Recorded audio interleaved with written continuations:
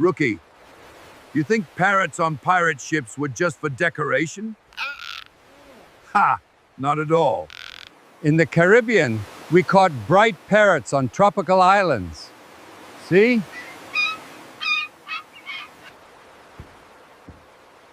In Europe, such birds were very rare.